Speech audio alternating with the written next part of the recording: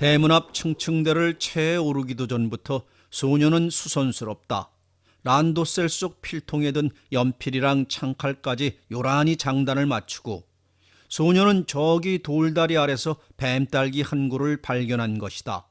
오늘따라 저 혼자 오는 길이었다. 길 가는 사람도 없었다. 노랗게 익은 열매가 그득히 달려있는 뱀딸기 나무와 소년 저뿐이었다. 저 혼자만 알아낸, 저 혼자만 가질 수 있는 맛난 뱀딸기. 소녀는 등살이 간지러웠다. 엄마한테 얘기해야지. 깜짝 놀랄걸. 소녀는 남이 보지 않도록 자프를 가려주곤 헐레벌떡 집으로 달려온 것이다. 소녀는 대문을 박찼다. 그리고 단숨에 중문으로 손은 갔는데 수선스레 또 한 번 엄마를 부르려 했는데 결국 중문을 열진 못했다. 엄마 소리는 나오다 말고 입에서 이지러져 버렸다. 아이 왜 또 뾰루퉁에 서 있는 게냐? 서 있길. 녹이 등등한 할머니의 쓰는 악이 칵 앞을 막았다. 또 할머니가 엄마를 들볶는다. 중문에 갔던 손을 슬금슬금 끌어들여 소녀는 그 자리에 쪼그리고 앉는다. 서 있으면 빤히 보이는 유리창이라 금방 들킬 게고 들키면 녹는 판이다.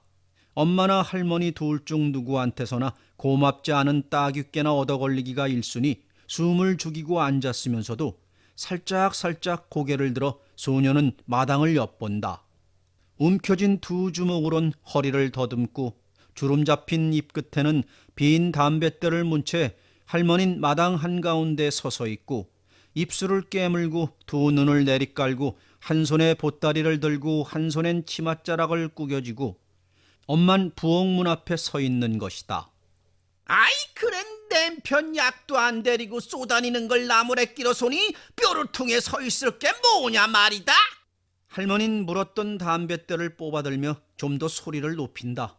그래도 엄만 새침이 있다가 꾸중하시려거든 잘 아신다며 하세요. 괜히 겨우 한마디 입을 열었다. 마는 그 말이 다 떨어지기가 무서웠다. 저런 저 말버릇 좀 보게. 아 괜히 내가 어쨌단 말이야? 응? 이 늙은 게 괜히 망령이라도 부렸단 말이냐? 이단 원. 알아 자빠진 남편 약도 안 데리고 쏘대니는 매누렐 나무란 게 아세튼 괜히 하는 짓이야. 이단 저런 저. 할머니 담뱃대가 부르르 떤다. 엄만 눈매 하나 치켜뜨지 않으며 전 왜 쓸데없이 돌아다닌 줄 아세요? 아이고 저런 그래도 뭘 잘했다고 퐁당퐁당 말대답이야 말대답이. 기집이 고분고분해야 집안이 구수한 법이니라. 기집이 그렇게 생겨먹고 보니 집안이 요 모양 요 꼴이지. 아이고. 할머니는 대돌 위에 담뱃대를 턴다. 엄마 입술은 새파랗게 질린다. 지가 어쨌길래 요 모양이 됐단 말이에요. 고개를 바싹 들고 할머니에게로 다가가며 금시 눈물이 터질 듯하다. 아이고 요 년이 눈을 똑바로 뜨고 누구한테 바락바락 달려드는 게야? 달려들기를 요요 배지 못할 요 쌍년 같으니 이거 요요. 할머니는 담뱃대를 마구 휘저으며 당장 죽일 듯이 날뛴다. 왜 요게요? 왜 말끝마다 요게요? 엄만 더 바싹 할머니에게로 다가선다. 아요 요년이? 오냐 보자. 니년이 달려들면 시애밀 칠 테냐 이요 이 반칙한 년아. 들었던 담뱃대로 다가선 엄마의 안가슴을 찌른다. 바르르 엄마는 떤다. 왜 때려요? 왜 때리는 거예요? 하더니 할머니 손에서 담뱃대를 다그쳐 챙긴다.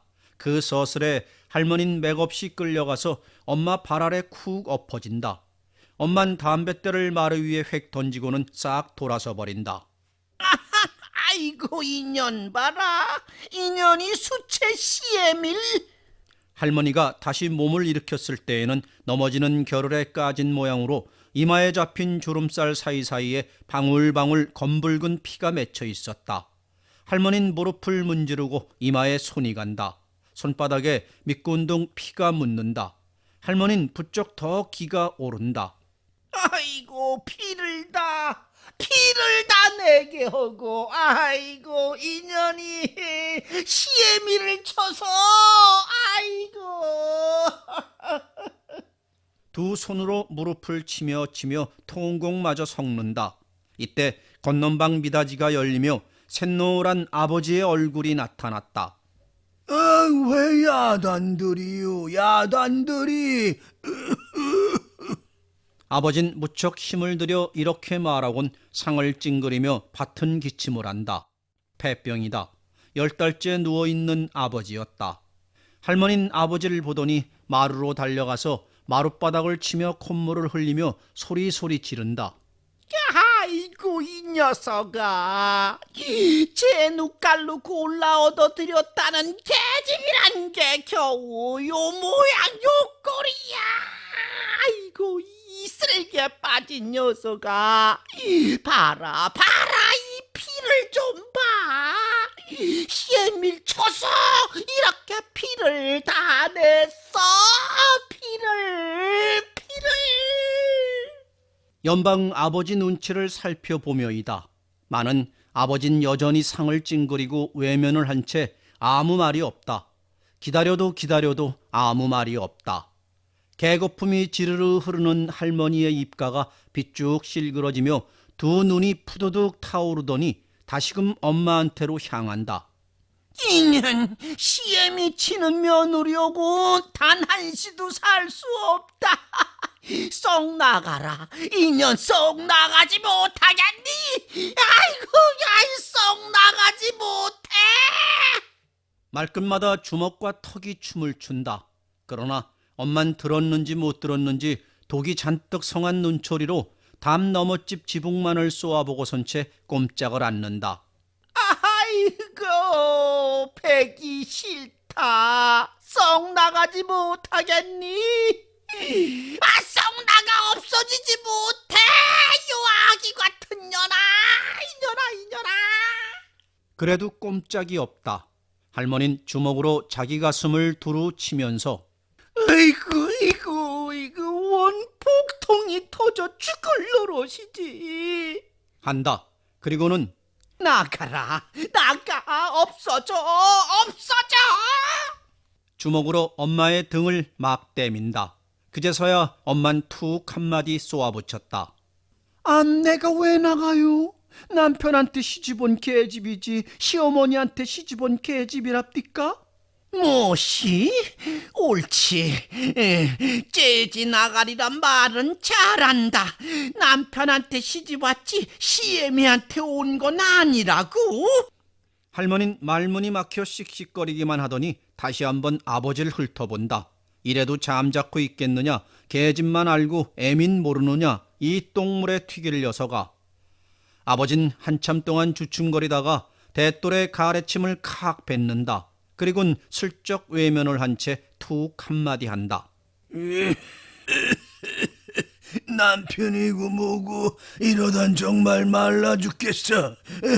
나가버리든지 없어져 버리든지 집안이나 좀 구수하게 해.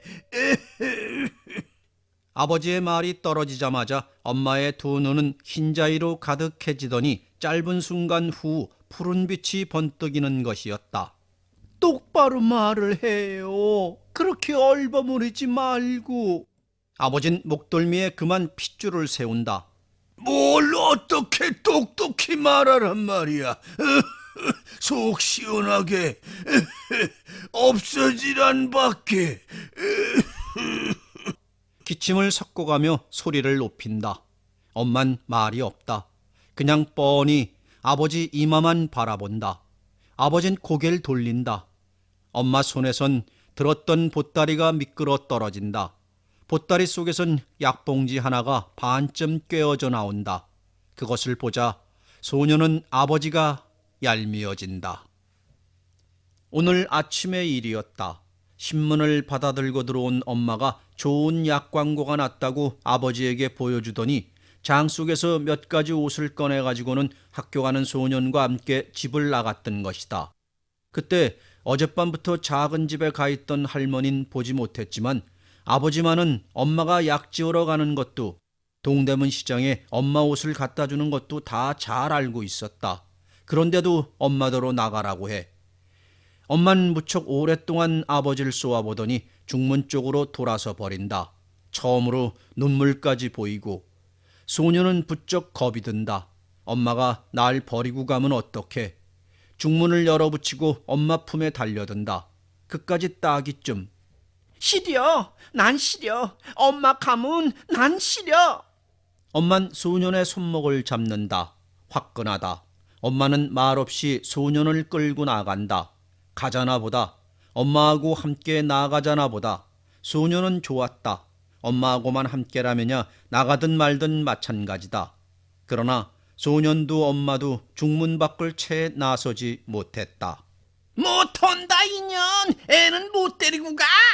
할머니의 고함이 덜미를 끌어젖혔기 때문이다. 걔가 누구라고? 이 민신의 3대 외독자다. 못하지. 못하고 말고. 엄만 할머니 말이 끊어지자 싹 마주대한다. 왜 못 데리고 가요? 내 속에서 내가 난 내 자식을 왜 못 데리고 가요? 자식이라고? 낳기만 하면 다 제 자식인 줄 아남? 어림없지. 암만 제년 뱃속에서 낳대도 그 자식은 민간의 자식이지 최간의 자식은 아니란 말이야. 왜 눈깔이 멀어 민족 등본을 못 봐? 민간의 자식인가 최간의 자식인가? 엄만 입술만 쭝긋쭝긋한다. 할머니는 의기양양해서 소년의 팔목을 잡아 끈다. 이 자식아 일로 와. 그깟년 너희 애미 아니야. 소년은 울멍울멍 엄마를 쳐다보며 그저 치맛자락에 매어 달린다. 이리 오지 못해. 할머니가 끌던 손에 다시 힘을 주려니까 엄마는 뜻밖에도 소년을 떼민다.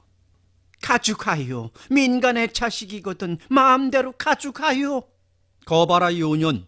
할머니의 입이 벌어지려 했다. 많은 엄마 입가에 야릇이 떠오른 미소에 그것은 그만 얼어붙고 만다.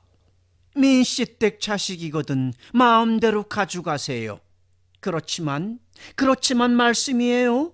이 자식이 민씨댁 자식인지 어느 이놈의 자식인지 똑똑히 알아보고나 서두르시지요. 할머니 입이 딱 벌어진다. 아버진 눈새가 배기 싫게 찡그러진다.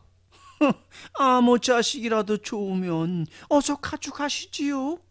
아무도 말이 없다. 엄만 소년의 등을 떼민다. 가자. 아무도 붙잡지 않는다. 중문을 나섰다. 아무도 부르지 않는다. 행계를 나섰다. 발을 멈춘다. 지금 나온 대문을 돌아다 본다. 대문 앞에 아무도 보이지 않는다. 소년의 손을 쥔 엄마의 손에서 차츰 힘이 빠져나간다. 한 걸음 두 걸음 엄마 걸음이 몹시 더디다. 그러나 그 짓은 불과 서너 걸음의 짧은 동안이었다. 손끝이 아프도록 힘을 준 엄만 바르르 고개를 흔들고 난 다음 이번엔 성큼성큼 걷기를 시작했다. 소년은 엄마 가는 대로 따라만 가다가 돌다리 위를 지나게 되자 뱀딸기 생각이 퍼뜩 떠올랐다. 남모르게 익어가는 건 무척 아깝다. 소년은 몸을 뒤로 젖히며 엄마, 아버지, 우라버지 아니요? 아까 엄마 말대로 우라버지가 딴 데 있으면 이 돌다리엔 다시 올 수 없다. 딸기가 빨갛고 달게 익더라도 따먹으러 다시는 올 수가 없다. 익고 떨어지고 썩어버려도 따먹으러 다시는 올 수가 없다. 엄마, 아버진 정말 우라버지 아니요? 엄만 잠자코 걸음만 재촉한다. 딸기 있는 돌다리는 멀어만 간다. 멀어만 간다.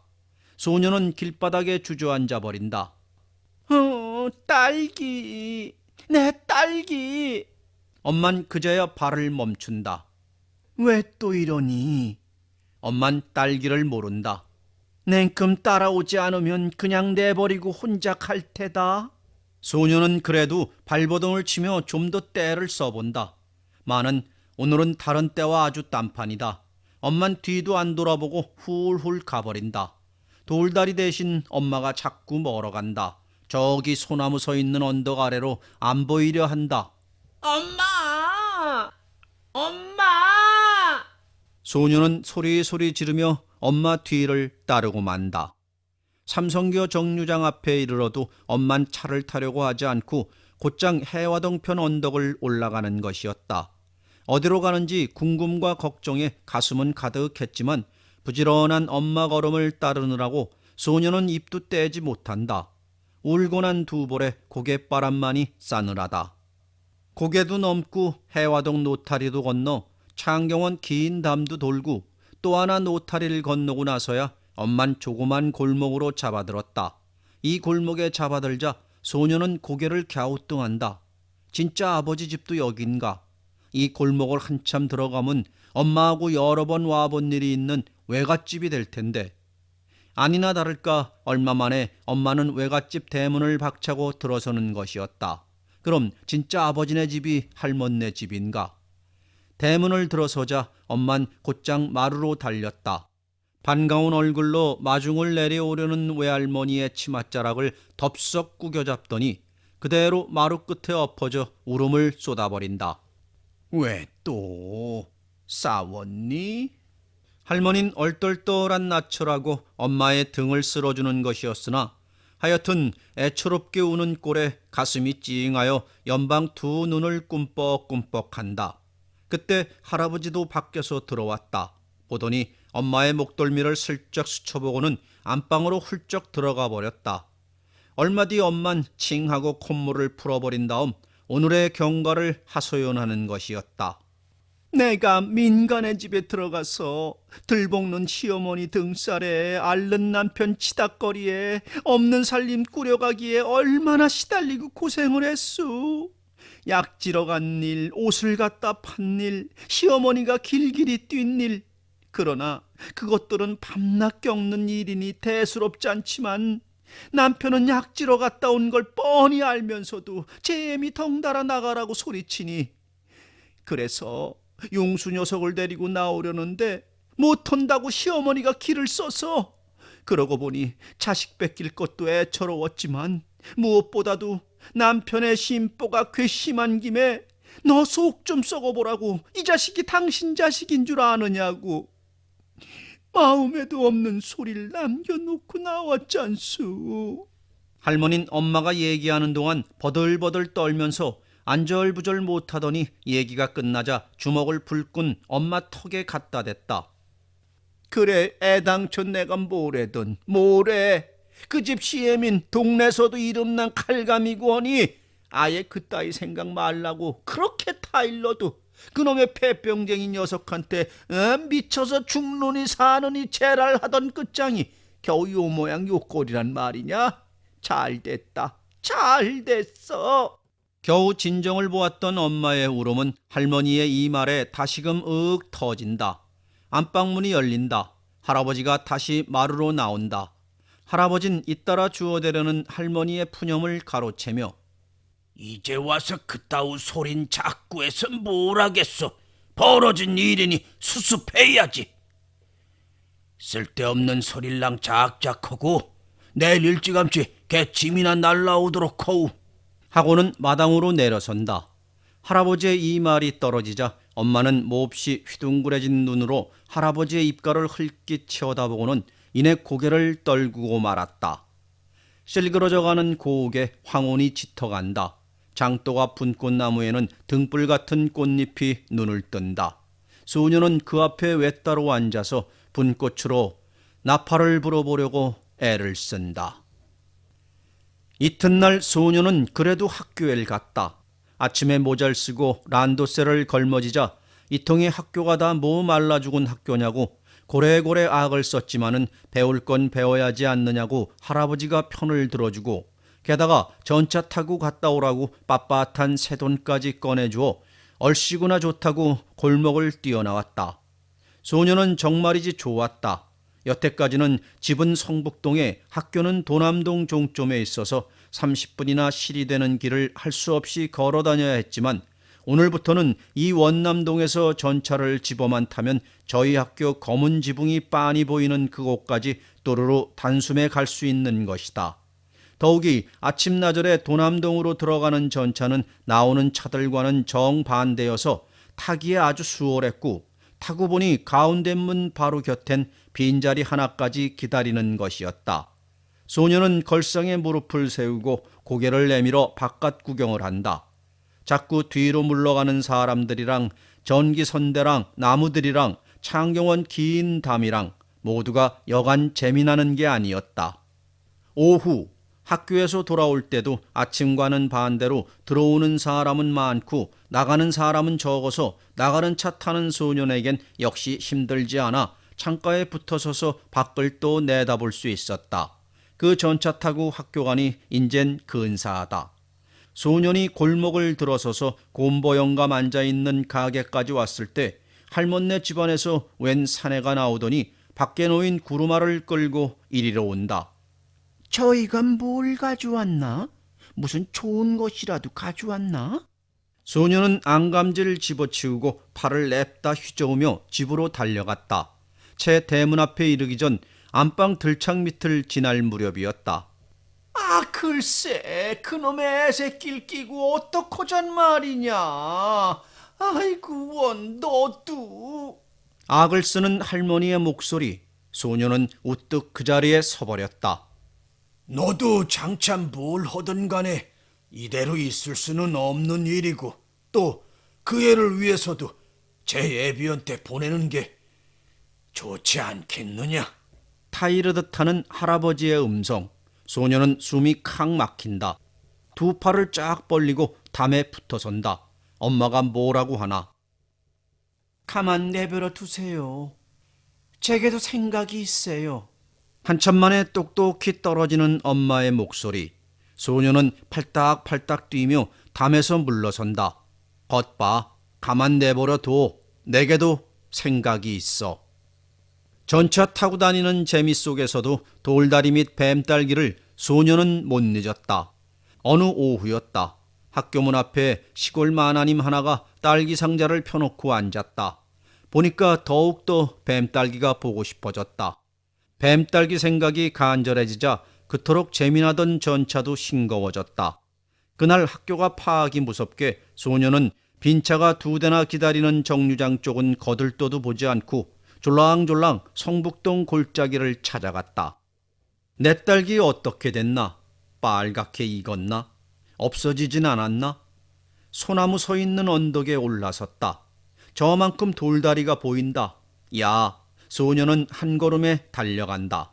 각시풀을 짓밟고 명화주 나무를 헤치고 보니 있다. 구슬 같은 뱀딸기들은 조롱조롱 달려있는 채 아무 탈 없이 기다려주고 있었다. 소녀는 반가웠다. 이제 겨우 두어 개의 주홍빛을 띄었을 뿐 나머지는 죄다 노랗거나 파란 것들 뿐이라 따먹을 것이라곤 하나도 없지만 그래도 눈찜작에 요전보다 더 많아 사뭇 가슴이 두근거린다. 소녀는 손가락으로 건드려가며 뱀딸기를 세었다. 파란 것이 7개, 노란 것이 5개, 조금 빨간 것이 2개. 소녀는 곡조까지 붙여서 입속으로 외우며 풀숲에서 나와 돌다리에 올라선다. 눈이 휘둥그레져 버린다. 언제 어디서 나타났는지 흰 바지 저고리에 그보다 더 흰 뺨을 한 아버지가 괭 뚫린 눈으로 내려다보고 섰다. 소녀는 반갑기보다 오히려 가슴이 서늘해진다. 무서운 눈. 소녀는 오돌오돌 떨면서 그래도 제 눈은 무서운 아버지 눈에 잡혀 매인 채 비실비실 뒷걸음질을 친다. 허나 소년의 발이 제자리에 한자도 채 굴러서기 전에 괭 뚫린 아버지 눈이 푸드득 빛을 띄우더니 다물었던 입술이 무척 크고 퍼렇게 보이더니 임마 소리와 함께 소년의 손목은 그 소나기에 잡혀버렸다. 소년은 손끝까지 새파래진다. 요 며칠 전까지도 무릎에 메어달리고 응석을 부리고 하던 그 아버지가 왜 이렇게 무서워졌는지 저도 모를 일이다. 자식들 벌써 애비 낯을 잊었단 말이냐? 아버진 쓰디쓴 미소를 지으며 소년을 돌다리에 끌어올리고는 머리를 쓸어준다. 마는 그렇게 쓸어주는 아버지의 손바닥이 닿는 곳 쪽쪽 소름이 돋는다. 임마, 학교 잘 다녀? 아버진 소년의 두 귓개를 깍지 끼어 잡고 깜빡이지도 못하는 눈을 들여다본다. 소녀는 대답을 못한다. 걸린 입술을 떨기만 한다. 입술이 떨리는 겨를에 오독오독 이빨조차 마주친다. 이빨이 마주치는 것을 듣자 아버진 소년의 얼굴을 당겨친다. 임마, 떨긴 왜 떨어? 아버지 두 눈이 뜬수처럼 빛을 잃는다. 버럭 소년의 얼굴을 밀쳐버린다. 역시 남의 자식. 가라, 이 새끼. 소년은 돌다리에 엉덩방아를 찢는다. 온몸이 ጭ르르 하도록. 많은 울음도 터져나오지 않았다. 어서 이 무서운 장면을 빠져나갔으면 하는 생각뿐이었다. 슬금슬금 아버지의 눈치를 살펴가면서 슬금슬금 떨어진 모자를 집어든 소녀는 뒤도 안 돌아보고 삼성교 쪽으로 뺑소니를 쳤다. 대문을 박차기 바쁘게 소녀는 숨찬 소리로 엄마를 찾았다. 나 딸기 따러 갔더니 누가 사왔는지 할머니와 엄만 참외 쪽을 들고 있는 것이었으나 지금의 소년에겐 그도 그리 대수롭지 않았다. 그랬더니 아버지가 날 막 뛰밀겠지? 그리고 남의 자식이라고 막 가라 그러겠지? 손짓을 섞어가며 숨을 몰아쉬며 이렇게 말을 맺자 엄만 반쯤 베어물은 참외 쪽을 툭 무릎에 떨구었다. 왜 또 이러니 이러길. 그까지 소리를 듣고 너도 참.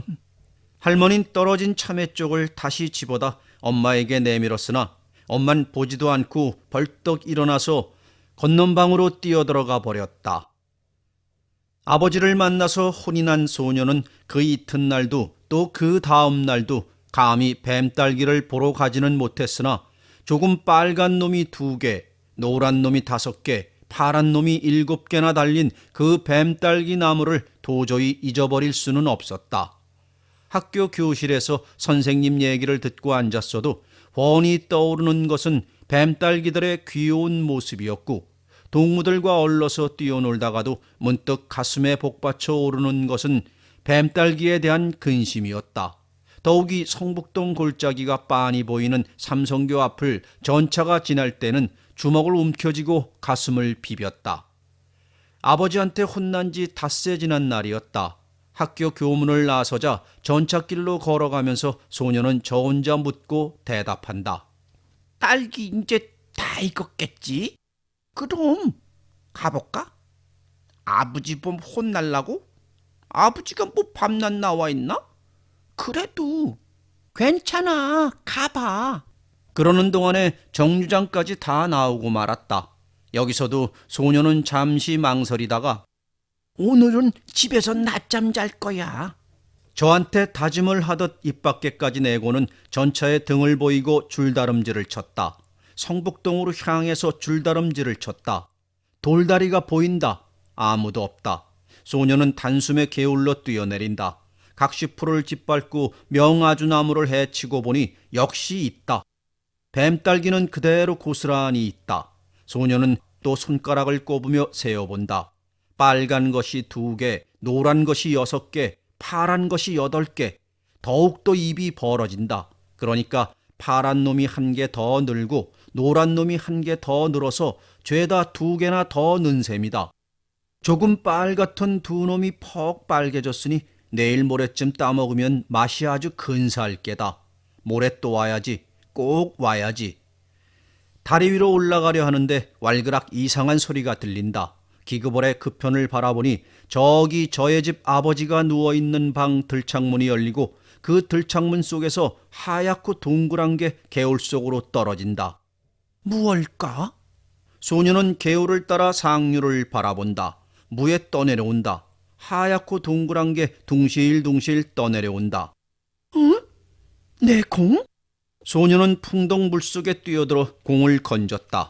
그것은 작년 가을 국민학교에 입학했을 때 남들이 가졌으니 나도 갖겠다고 아버지를 졸라서 사달란 공이었는데 방 안에서 까불고 가지고 놀다가 이불장 뒤로 넘어가서 꺼내지 못한 채 여태까지 잃은 것이었다.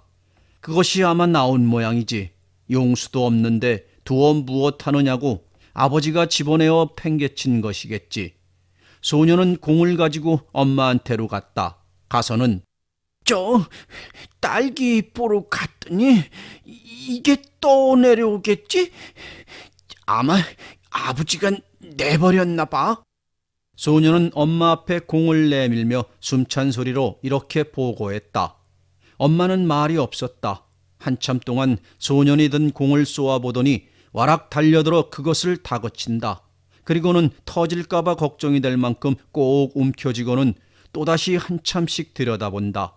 가 힘없이 도로 떨어뜨리고는 두 손으로 얼굴을 가리고 방바닥에 엎어져 버린다. 이튿날은 일요일이라 주리를 틀고 하루를 보내었으나 다음 날은 새벽부터 소년의 마음은 부산했다. 이따 학교만 파오면 빨갛게 익은 딸기 2개를 생각하니 벌써부터 군침이 돈다. 그러나 학교는 오늘부터 오후반이다. 소년은 시계만 보며 12시를 기다렸고 12시가 가까워지자 점심밥도 뜨는 둥 마는 둥 그냥 학교로 달려갔다. 3시간 수업이 끝나기 바쁘게 오늘 소재당번이라는 것도 까먹어버리고 그저 뱀딸기에게로 달려갔다. 하나, 오늘의 소녀는 뱀딸기 기다리는 돌다리에 이르기도 전에 이상한 소리를 듣고 발을 멈췄다. 쾅쾅, 뱃속까지 점여드는 소리다. 소녀는 두리번 사방을 둘러본다. 그리고는 흑하고 숨을 들이켠다. 아버지다. 또 아버지야. 아버지가 대문 앞에서 무엇인지 하고 있다. 소녀는 요전에 무서웠던 그 일이 되살아 금식 꽁무니를 빼려다가 오늘이 지나면 다 익어 떨어질지도 모르는 빨간 딸기 2개를 생각하니 차마 발이 떨어지지 않는다. 가만히 다리 뒤에 쪼그리고 앉아 아버지 거동만 살피기로 했다. 쾅쾅 소리가 나는 것은 아버지가 곡괭이질을 하고 있는 것이다. 아버지네 대문 앞에 조그만 철봉틀 하나가 서 있는데 아버진 그것을 파넘겨버리려고 저러는 모양이다. 대문 앞에 서 있는 조그만 철봉틀, 그것은 소년이 지난 겨울 감기를 앓고 난 뒤 사내 자식이 그렇게 약하면 이애비처럼 돼버린다고 앓는 아버지가 몸소 땅을 파고 나무를 깎고 해서 세워준 철봉틀이다. 그리고 매일 아침 턱걸이랑 일차랑을 가르쳐주던 바로 그 철봉틀이었다. 아버지가 저걸 왜 파내려고 하나? 소녀는 정든 철봉틀이 없어지는 게 안타까워 소리치며 달려가 말리고 싶었으나 요전 무섭던 아버지 눈을 생각하니 온몸에 오싹 소름만이 솟는다. 컬럭컬럭 기침도 하고 소매로 이마도 문지르며 그래도 아버진 부지런히 곡괭이를 놀린다. 대문이 열리고 할머니가 나온다. 할머니는 이 모양을 보더니 달려가 아버지의 손을 잡는다. 아이고 얘 너 미쳤니? 내버려 두세요. 이놈의 것이 남아있으면 자꾸 정신이 산란해서. 그럼 남을 시켜도 좋을걸. 이게 웬 야단이냐? 이러다가 괜히 몸만 터뜨리지. 괜찮아요. 한시라도 없애버려야만. 글쎄 얘야. 놓으세요. 할머니에게 잡힌 손을 뿌리치려다가 갑자기 기침이 치밀어 오르는지 아버진 허리를 굽히고 한 손을 가슴에 가져간다. 할머니는 아버지의 등을 쓰다듬는다. 아버진 기침도 못하고 한참 동안 괴로워만 하다가 칵 하고 이상한 소리를 지르더니 두 손으로 할머니의 어깨를 짚는다. 아버지 입에서는 시뻘건 핏덩이가 왈칵하고 쏟아져 나온 것이다. 소녀는 피를 보자 또 무서워진다. 피. 아버지가 피를 뱉었어. 소녀는 엄마에게로 다름질을 치는 것이었다. 아까부터 흐린 하늘에 번쩍번쩍 번개가 일더니 우르르 멀리서 천둥 소리가 고를 울린다. 소녀는 엄마 무릎에 몸을 던지자 얼굴을 파묻으며 엄마, 아버지가 내 철봉틀 막 부시고 피를 뱉고. 엄만 차츰 입술이 떨리더니 불이 나게 옷걸음을 고쳐맨다. 소년의 손목을 잡는다. 마루 끝에 우산을 든다. 그리고는 밖으로 뛰어나간다. 어둠이 짙어오는 거리에는 달포만에 맞는 소나기가 폭포처럼이었다. 그 속을 엄만 한 손에 우산을 들고 한 손에 소년을 얼싸안고서 바쁘게 뚫어가는 것이었다. 엄마, 아버진 정말 우리 아버지지? 소년은 줄곧 뛰듯 따라가며 묻는다. 엄만 고개를 아래 위로 커다랗게 젓는다. 엄마, 인제 아주 아버지네서 살아? 엄마는 또다시 크게 고개를 젓는다. 삼성교에 이르렀다. 이제 집까지 한숨이다. 엄마는 서너 걸음을 더 못 갔다. 장승처럼 뻣뻣이 움직이질 못했다. 손에서는 우산까지 미끄러져 굴렀다. 엄마, 왜 그래? 소녀는 엄마의 눈을 쳐다보고는 와락 치맛자락에 얼굴을 묻는다. 바로 그 눈이다. 엄마의 두 눈이 돌다리에서 본 뜬수처럼 빛을 잃은 아버지의 눈과 똑같다. 한참 만에 그래도 소녀는 고개를 든다. 무엇을 보았길래 엄마 눈이 그럴까?